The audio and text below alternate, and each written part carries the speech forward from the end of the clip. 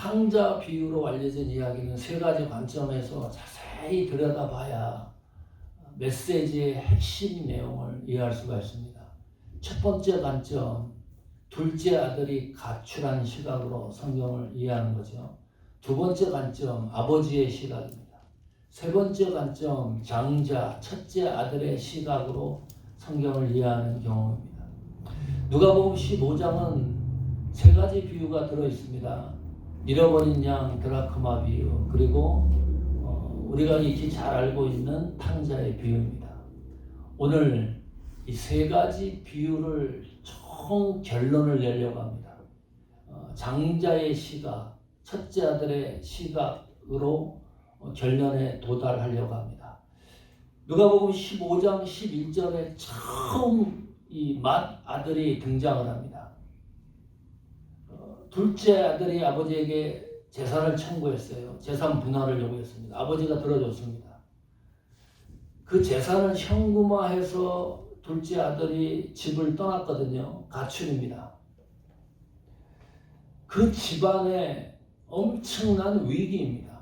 형제 둘이 있는데 둘째 이 아들이 재산 분깃을 현금화해가지고 집을 떠났기 때문에 이건 비극이죠. 가정의 위기입니다. 그 후로부터 이 첫 번째 아들 장자의 모습이 성경에서 사라집니다. 몰라요, 어디가 있는지. 아무 이야기도 없고 아무 목소리도 들리지 않고 아무 음성도 성경에 기록되고 있지 않다. 세월이 훅훅 지나갑니다. 수년이 흘렀습니다. 둘째 아들이 집으로 돌아오고 난 후에 그때에 드디어 우리가 기대하는 이 첫 번째 장자 이 아들의 목소리가 성경에 기록이 됩니다. 이 첫 번째 아들 목소리의 특징이 네 가지가 성경에 등장을 하는데 하나씩 확인하려고 합니다. 그 첫 번째 음성입니다. 26절 보십시오. 누가복음 15장 26절입니다. 한 종을 불러 이 무슨 일인가?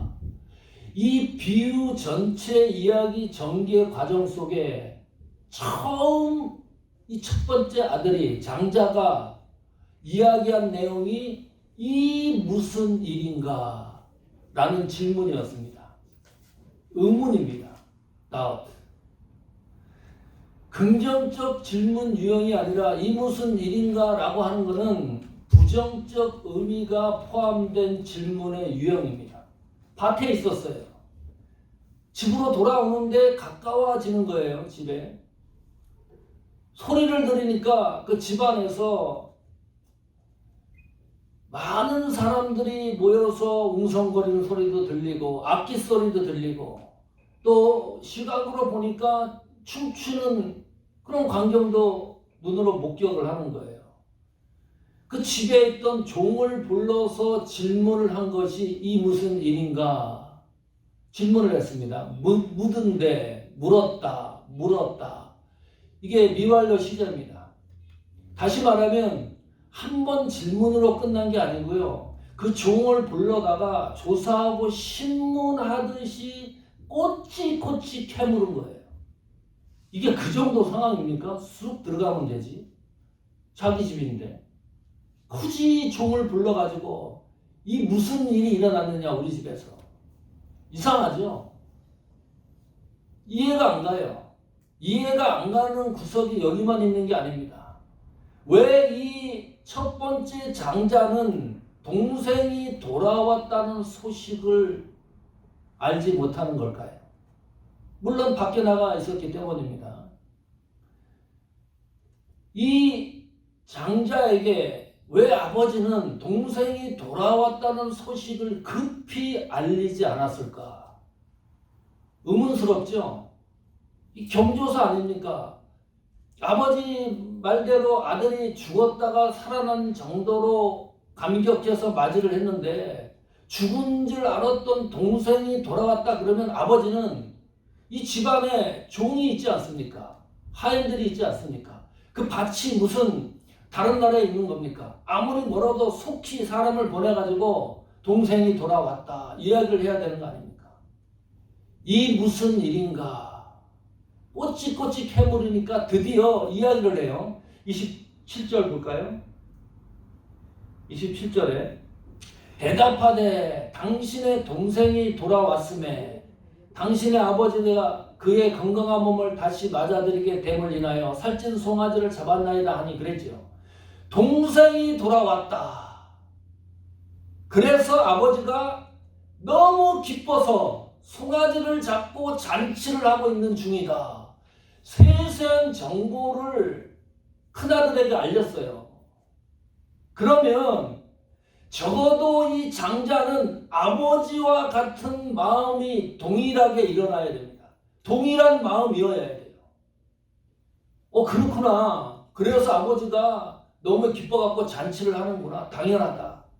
내가 들어가서 안아주고 잔치에 참여하는 사람들을 접대하고 그래야 되겠다. 이런 마음을 가져야 되는 것이 당연하잖아요. 왜 이 아들에게 아들이 또 동생이 돌아왔다는 것을 속히 알리지 않았을까요? 가능하면 늦게 알아야 될 이유가 암시되고 있습니다. 가능하면 빨리 알리는 것보다 이 아들이 동생이 돌아왔다는 소식을 접하는 이 소식이 늦게 알아야 될 이유가 암시가 되는 거예요. 간단합니다. 그 위에 성경의 흐름을 보면 이 첫 번째 장자 아들은 못된 아들입니다. 보통 못된 게 아닙니다. 성격이. 가정에 위기가 있는데 장자의 목소리가 성경에 기록이 없다. 그 시대에 그 관습으로 보면 말도 안 되는 소리예요. 장자라고 하는 건 중재 역할을 해야 될 의무가 있습니다. 가정에 위기가 있을 때 전혀 없었거든요. 그뿐만이 아니라 자기 동생인데 너무너무 싫어해요. 싫어하는 정도가 아니라 너무 미워합니다. 꼴도 보기 싫어해요. 그러니까 미리 이 장자에게 동생이 돌아왔다 그러면 잔치도 못할 상황이 벌어질 가능성이 너무 많다. 여기 잔치에 함께 합류했다는 기록이 없어요. 이런 못된 형이 어디 있어요? 도무지 이해가 안 가죠. 혹시 여러분 꼴 보기 싫은 사람 있나요? 주위에 잘 체크해 보십시오. 내가 저 인간만 보면 혈압이 올라가는 경우가 있나요? 잘 한번 체크를 해 보십시오.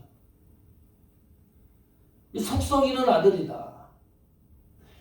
아버지 집에 함께 살고 있는데 아버지에게 인정을 받지 못하는 아들입니다. 그래서 불행한 아들이에요. 나는 우리 교회 성도 여러분들이 하나님에게 인정을 받는 성도이기를 축원합니다. 적어도 교회를 통해서 존중받는 성도가 되기를 축원합니다. 너무나 중요한 거지요.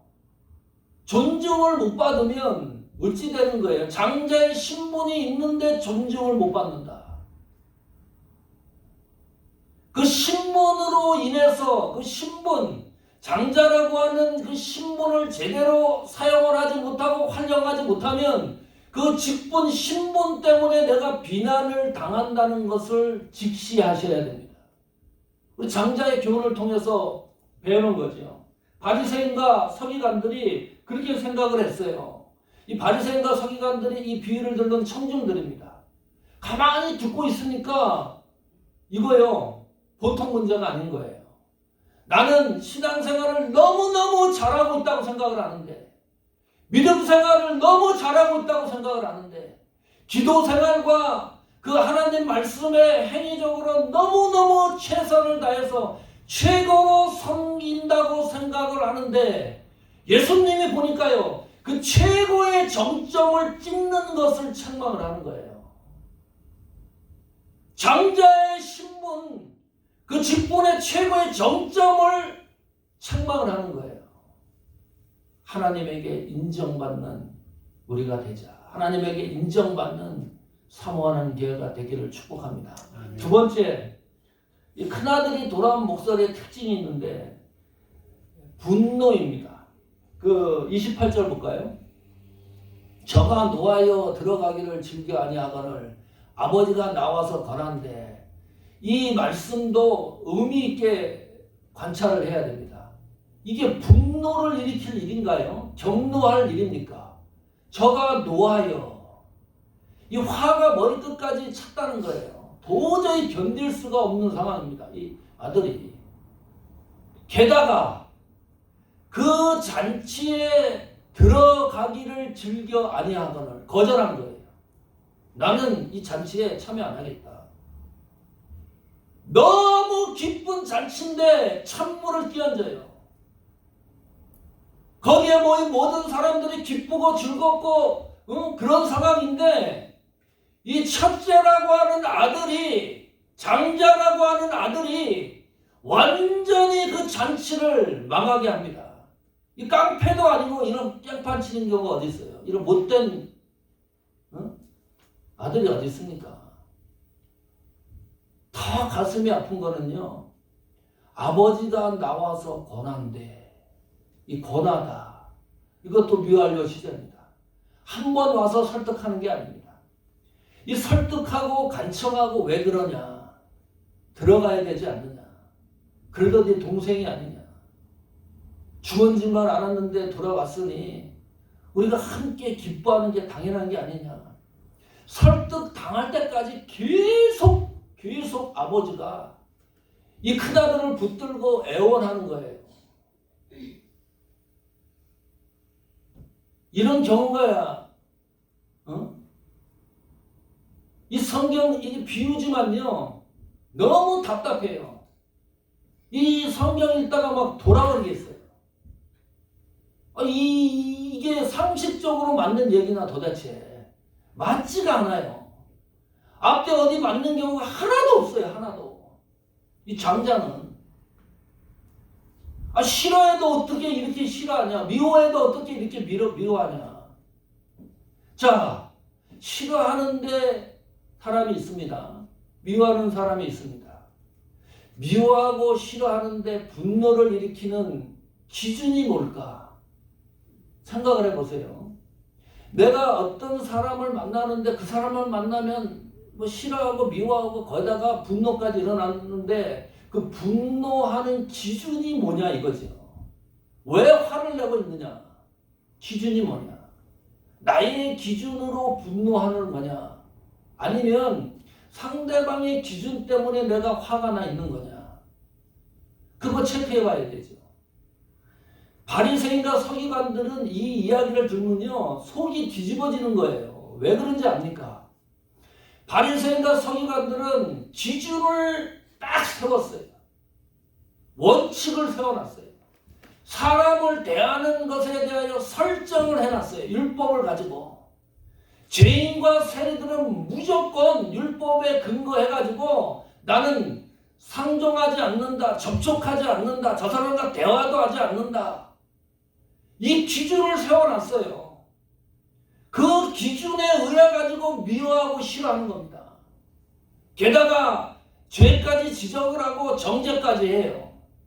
그런데 예수님이 와가지고 죄인과 세리들을 식탁으로 초대를 하고 밥을 먹고 이게 뭐냐 도대체? 나는 저 인간들이 율법에 기초해가지고 내가 사람을 대하는 기준이 분명하고 확실한데 예수님은 그렇게 하는 게 아니에요. 내가 싫어하는 사람을 끌어안고 식사하고 하니까 이 뒤집어지는 거죠. 지금 이 첫째 장자의 태도가 어쩌면 이렇게 바리새인과 서기관들의 사고와 사상과 동일합니까? 웨인 맥이슨 앵거 앤 스트레스가 있습니다.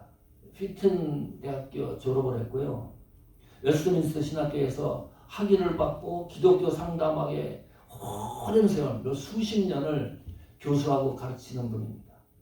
이 분노에 대해서, 이 분노가 왜 죄가 되는가에 대해서 그 책에 쭉 설명을 하고 있는데 그 가운데 6가지만 뽑아봤습니다. 이 6가지가요, 잘 들어보시면 첫째 장제에 다 포함이 됩니다. 어쩌면 우리에게도 포함되는 부분이 있을 수도 있겠다. 잘 들어보세요. 왜 분노가 죄가 되는지. 첫 번째, 그릇된 이유로 분노한다면 그 분노는 악하다. 지금 이 장자가 분노하는 경우가 같습니다. 분노할 상황이 아니에요. 이유가 되지 않거든요. 그런 분노는 하나님 앞에 죄가 된다. 두 번째, 분노가 우리를 다스리도록 허용한다면 그 분노는 악하다. 분노를 내가 컨트롤하는 게 아니라요. 그 분노가 나를 다스려버려요. 분노와 격분이 나를 다스리기 시작을 하면 왜 죄가 되나요? 하나님이 보이지 않습니다. 극도로 화가 나고 분노한 상태에 보면요, 내 앞에 예수님이 보이지 않아요. 성령님이 내 속에서 교통하는 음성을 들을 수가 없다. 믿음과 하나님의 관계가 파괴되기 때문입니다. 이 분노가 나를 다스리면, 그러면 그건 죄가 된다. 세 번째, 분노가 우리 삶의 주요 특징이 된다면 그 분노는 악하다. 우리는 예를 들면 우리 교회 장로님은 기도하는 장로님이십니다. 이 삶의 특징이 있잖아요. 그것이 드러나는 거니까. 또 헌신하는 권사님이십니다. 우리 교회 성도는 불우한 이웃을 돕고 선교사, 선교 지역을 최선을 다해 돕는 분입니다. 이게 삶의 특징이 되어야 되는데 분노가 그 사람에게 특징이 되었다고 생각을 해보세요. 생각하는 거, 말하는 거, 행동하는 거, 언어가 모두 분노 그 안에 들어있다고 생각을 해보세요. 그것은 악한 것이다. 죄가 된다. 네 번째, 곱씹거나 속상해한다면 그 분노는 악하다. 10년, 20년, 30년 전 일을 가지고 계속해서 분노를 일으키는 거예요. 껌을 씹으면 뱉어야지. 그 껌을 씹고 있다가 벼락박에 붙여놨다가 또 씹고 또 붙여놨다가 씹고, 그것이 5년, 10년, 20년까지 계속 거기에서 벗어나지 못하는 거. 곱씹는 거. 이거 악한 거다. 분노가 죄가 되는 경우입니다. 다섯 번째, 자기가 얼마나 부당하게 대접받는지에 대해 계속 기억한다면 그 분노는 악하다. 나는 대접받아야 되는 존재다. 교회에서도 그런 경우 있잖아요. 기준을 설정을 해놔요. 내가 다 만들어놔요. 그래서 나에게 친절하지 않는 경우, 여기까지는 내가 오케이, 요거가 넘어가면 내가 이상해지는 거예요. 그 문제를 가지고 내가 딱 정해놓고서 그것은 악하다. 그게 죄가 된다는 거죠. 여섯 번째, 악을 악으로 갚거나 자기를 분노케 한 사람을 심하게 비난한다면 그 분노는 악하다. 악을 하나님이 갚는다고 하지 않습니까? 성경에 그냥 명시를 해놨잖아요. 악한 것은 내가 갚는다 그랬는데 그 악한 것을 왜 내가 갚으려고 애를 씁니까? 알다가도 모르겠어요. 하나님이 갚는다는데, 성도를 거슬리게 하는, 하나님의 자녀를 거슬리게 하는 악한 세력은 하나님이 모두 하나님이 정면으로 해결해 주신다고 약속을 하는데 그 악한 것을 내가 감당하고 해결하려고 하는 거니까 그거 죄가 된다. 왜 그런지 압니까? 하나님의 주권에 도전하기 때문입니다. 하나님이 악을 갚는다는데 그것이 하나님의 절대 주권의 영역 아니에요. 만약에 그렇다면 우리는 이 문제를 반드시 해결해야 됩니다. 큰아들과 같은 이런 정서라 그러면 이 문제 반드시 해결해야 돼요. 해결하는 방법이 뭡니까? 세미나를 통해서 해결합니까? 책을 통해서? 사람의 조언을 통해서? 훈련을 통해서 이 문제를 해결합니까? 이 문제가 해결되는 방법은 단 한 가지밖에 없어요. 회개입니다. 하나님 앞에 돌아가는 길밖에 없습니다. 결정적인 이유가 야고보서 1장 20절입니다.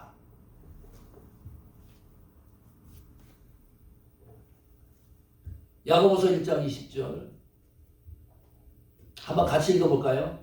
스크린에 나와 있습니다. 시작. 사람이 성내는 것이 하나님의 의를 이루지 못함이니라. 됐어요? 더 이상 설명이 필요 없어요. 분노를 하면 하나님의 의를 이룰 수가 없습니다. 교회 안에서도 마찬가지죠. 21절 볼까요? 야고보서 1장 21절. 이것도 읽어볼까요? 같이 시작. 그러므로 모든 더러운 것과 넘치는 악을 내어버리고 능히 너의 영혼을 구원할 바 마음에 심긴 도 하나님 말씀을로 온유함을 받으라. 아멘. 이 말씀이 우리 신앙의 기초가 되기를 축복합니다. 세 번째, 큰아들의 목소리 특징 불평입니다. 컴플레인. 29절 보겠습니다. 누가복음 15장 29절.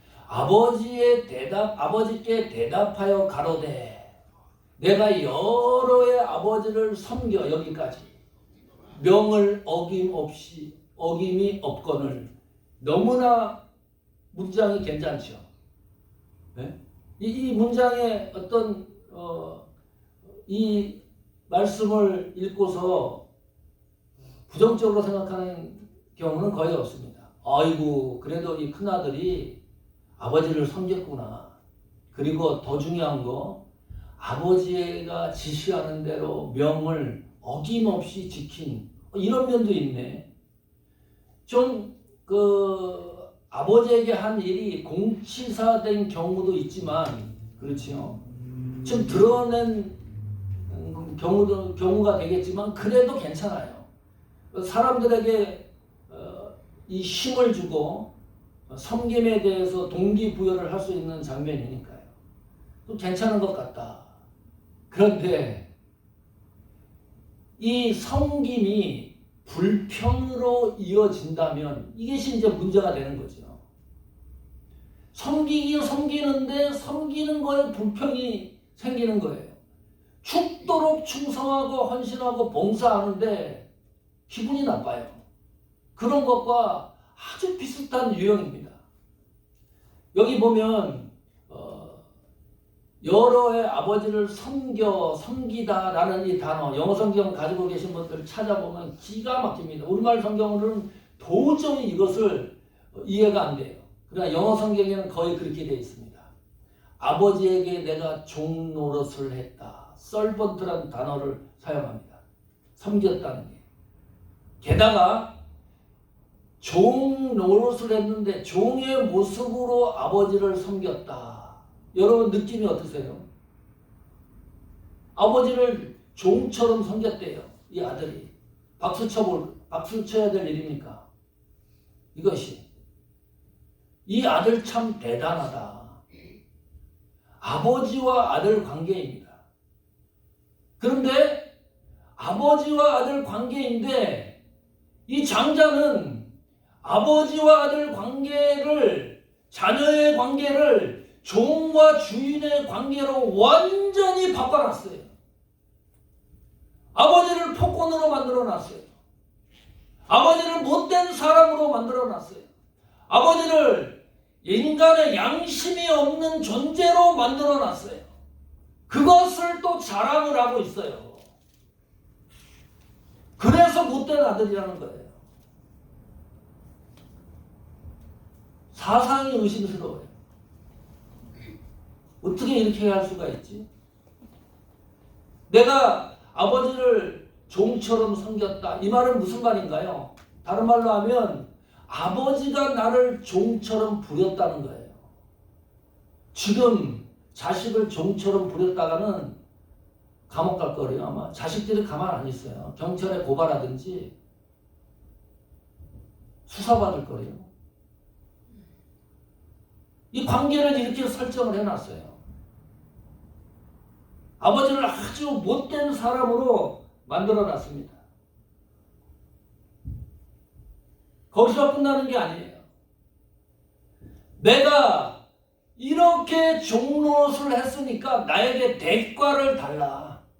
내게는 염소 새끼라도 주어 나와 내 벗으로 즐기게 하신 일이 없지 않느냐. 내가 죽도록 종노릇을 했으니까 대가를 좀 달라 나한테. 왜 예수님은 죄인과 세리들을 5성급 호텔로 불러가지고 한 사람에게 200불씩이나 되는 음식을 대접을 하고 이야기를 나누고 선물도 준비해서 주고 언제든지 오라고 환영한다 그러고 왜 우리에게는 짜장면도 사주지 않느냐. 종노릇을 했는데. 그런 말이죠. 착각한 게 있습니다. 종노릇을 해야 하나님의 자녀가 된다는 착각입니다. 종노릇을 해야 대가를 받는다는 착각입니다. 종노릇을 해야 내가 하나님으로부터 은혜를 받고 축복을 받는다는 착각입니다. 종노릇을 해서 우리가 하나님의 자녀가 됩니까? 그래서 우리가 대가를 요구합니까? 하나님의 축복과 하나님의 자녀는 하나님 의지의 결정에 의해서 선택되고 결정된다는 사실을 확인할 필요가 있습니다. 마지막 네 번째, 이 장자 아들의 언어의 목소리의 특징입니다. 모독입니다. 30절 볼까요? 아버지의 살림을 창기와 함께 먹어버린 이 아들이 돌아오매 이를 위하여 살찐 송아지를 잡으셨나이다. 자, 이 30절 말씀도 의미가 있어요. 그냥 지나가면 발견을 못합니다. 언제 아버지가 아들을 만나가지고 창기와 함께 재산을 낭비했다고 말한 적이 있나요? 아버지가? 이 장자한테? 그런 얘기 한 적 없습니다.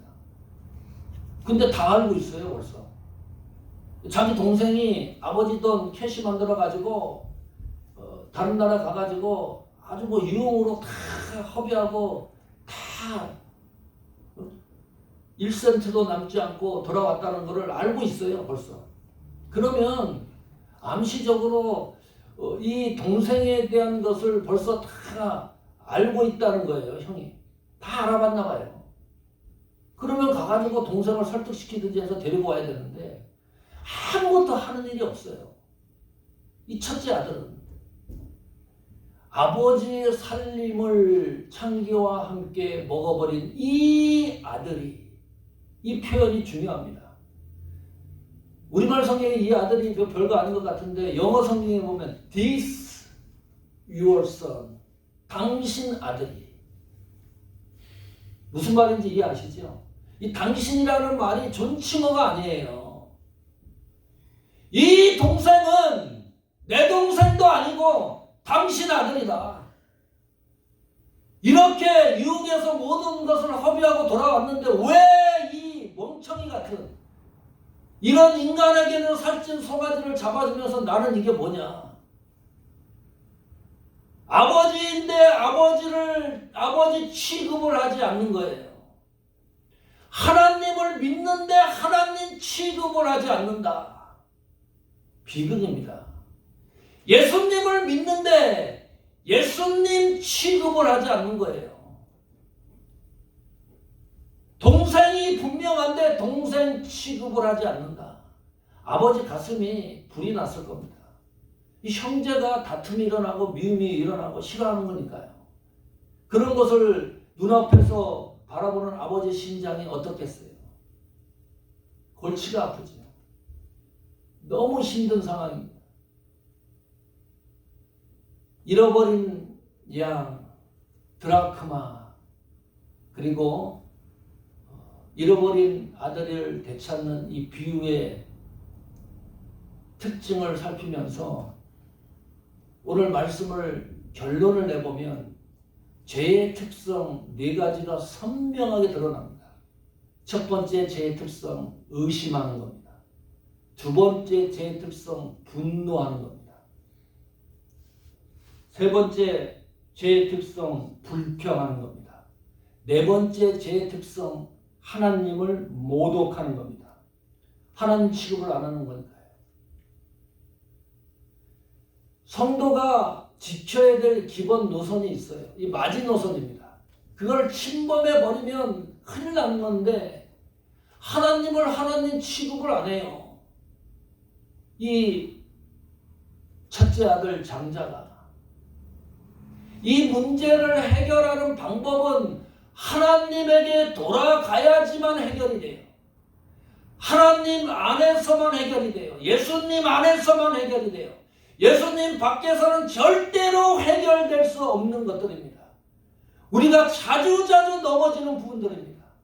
가다 보면 덜컥 의심의 돌불에 넘어지고 화라는 일이 분노가 일어나고 불평이 입에서 끊이지 않고 하나님을 모독하는 행위들을 얼마나 많이 합니까? 순간마다 이 문제를 우리 비유를 생각하면서 정리하면서 다시 한번 내 신앙의 중심을 잡기를 축복합니다. 여기서 끝나는 게 아니고 그렇다면 모든 이 비유에 대한 이 죄의 특성에 대한 이런 것을 정리하는 마지막 세 가지를 아버지가 정리해 놓고 있습니다. 하나님이 정리해 놓는 거예요. 그것은 우리에게 위로도 되는 거지만 경고성 메시지이기도 합니다. 31절 보겠습니다. 아버지가 이르되 예 너는 항상 나와 함께 있으니 내 것이 다 내 것이로다. 첫 번째 잊지 마십시오. 하나님은 항상 나와 함께 하시는 분이시다. 너무 많이 들은 이야기인데 너무 많이 듣기 때문에 너무 많이 잊어버려요. 하나님은 항상 나와 함께 하시는 분이시다. 만약에 항상 하나님이 함께 하시는 것을 내가 일순간에도 망각하면 죄가 만들어지는 거예요. 죄가 급속도로 형성이 됩니다. 하나님이 나와 함께 한다는 이 사실을 한시라도 잊지 마십시오. 분초라도 잊지 마십시오. 하나님이 함께 한다는 순간을 잊어보세요. 잠깐만이라도 잊어보세요. 망각해보세요. 죄가 형성이 돼요. 그 죄가 형성이 되면 다시 회복하기가 너무 힘들어요. 두 번째, 내 것이다 내 것이로 돼 그랬습니다. 하나님 것이 내 것이다. 그러면 된 거 아닙니까? 이 세상 살아가는데 뭐가 더 필요합니까? 목사님, 하나님 것이 다 내 것이라 그러는데 너무 가난합니다. 그 가난이 최고의 부자입니다. 목사님, 나는 너무 약합니다. 병약합니다. 그 병약한 것이 최고로 건강한 겁니다. 왜요? 하나님 것이 내 것이기 때문입니다. 이거 이해 안 가시죠? 고린도후서 6장 10절입니다. 다 같이 읽어볼게요. 고린도후서 6장 10절 시작. 근심하는 자 같으나 항상 기뻐하고 가난한 자 같으나 많은 사람을 부유하게 하고 아무것도 없는 자 같으나 모든 것을 가진 자로다. 아멘. 이것이 하나님 것이 내 것이라고 하는 이론입니다. 근심한 일이 많은데 기뻐요. 나는 가난한 것 같은데 어떻게 이렇게 많은 사람을 부유케 합니까? 말이 안 되잖아요. 아무것도 없는 것 같은데 모든 것을 가진 자로다. 왜요? 하나님 것이 내 것이기 때문입니다. 기준이 달라요. 그거 잊지 말자. 세 번째, 누가복음 15장 다시 돌아와 보십시오. 32절입니다. 이 동생은 죽었다 살았으며 내가 잃었다가 얻었기로 우리가 즐거워하고 기뻐하는 것이 마땅하다 하니라. 마땅하다. 필연적이란 말입니다. 하나님은 회개하고 돌아가면 이렇게 기뻐하는 것이 그냥 대충이 아니고요. 하나님의 책임감처럼 이 즐거움과 기쁨이 필연적이라는 거예요. 그러면 하나님을 기쁘게 하는 최고의 방법이 뭐냐? 하나님에게 돌아가는 겁니다. 여러분, 뭐 많은 걸 하지 말라고 하지 마십시오. 하나님을 내가 어떻게 기쁘게 할까? 뭐 헌신을 얼마나 할까? 뭐 헌금을 얼마나 해서 내가 하나님을 기쁘게 할까? 성교를 하나님에게 돌아가는 것이 하나님을 기쁘게 하는 최고의 방법입니다. 세상과도 바꿀 수 없는 하나님의 자녀이기 때문입니다. 오늘 이 말씀의 능력이 우리 신앙의 삶 속에 활력이 되고 위로가 되고 힘이 되기를 축복합니다. 아멘.